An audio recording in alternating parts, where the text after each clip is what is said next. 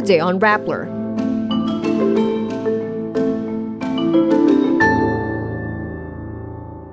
Another set of plunder and graft complaints against former President Rodrigo Duterte and Senator Bongo are filed by Sonny Trillanes. The Iloilo Health Office uses double Olympic gold medalist Carlos Yulo to promote its family planning and vasectomy campaign. Veteran actor Niño Muhlach turns emotional in a hearing on the sexual harassment of his son by two high-ranking GMA network personnel. Kamala Harris and running mate Tim Walz campaign for the first time together in Philadelphia. British police charge a 17-year-old boy with the murder of 3 young girls in a knife attack. Suga of boy group BTS issues an apology for riding an electric scooter while under the influence. Former Senator Sonny Trillanes files another set of plunder and graft complaints against former President Rodrigo Duterte, Senator Bongo, and others on Wednesday, August 7. This time, Trillanes files the complaints over the alleged anomalous government frigate acquisition project amounting to 16 billion pesos.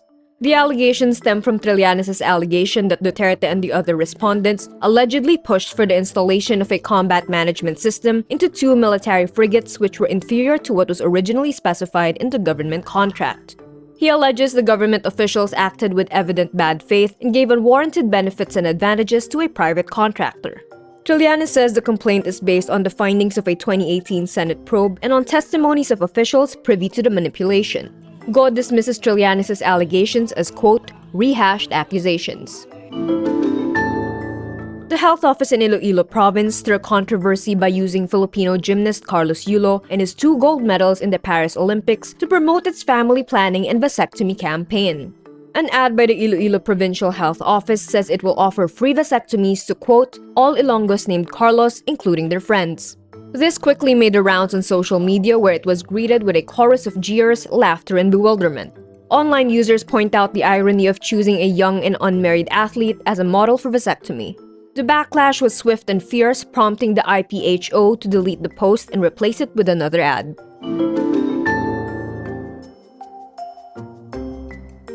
Veteran actor Niño Muhlach turns emotional at a Senate hearing as he recalls his son Sandro's reaction after allegedly being sexually harassed by 2 high-ranking GMA network creative personnel. Nanginginig at hindi niya halos mahawakan yung telepono niya.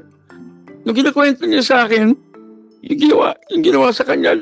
He adds Sandro was even hesitant to file a complaint knowing it will affect his work. Muhlach attended the hearing on behalf of his son Sandro, who is still traumatized by the incident. The National Bureau of Investigation says Sandro was advised to refrain from using social media and limit his public exposure. Reports of a young actor being allegedly sexually assaulted began circulating in July, noting the incident allegedly happened after the GMA Gala on July 20. GMA says it has initiated its own investigation. Democratic presidential nominee Kamala Harris and her vice presidential running mate Minnesota Governor Tim Walz campaigned for the first time together in Philadelphia. We are the underdogs in this race, but we have the momentum to his fellow veterans. He is Sergeant Major Walz. To his former high school students, he was Mr. Walz. And to his former high school football players, he was Coach. Walz goes after the Republican rivals. And make no mistake, violent crime was up under Donald Trump. That's not even counting the crimes he committed. On reproductive rights and abortion, Walz says, in Minnesota, we respect our neighbors and their personal choices that they make. Even if we wouldn't make the same choice for ourselves, there's a golden rule. Mind your own damn business. British police charge a 17-year-old boy with the murder of 3 young girls aged 6 to 9 in a knife attack at a Taylor Swift yoga and dance workshop. 8 other children bore stab wounds, with 5 in critical condition along with 2 adults.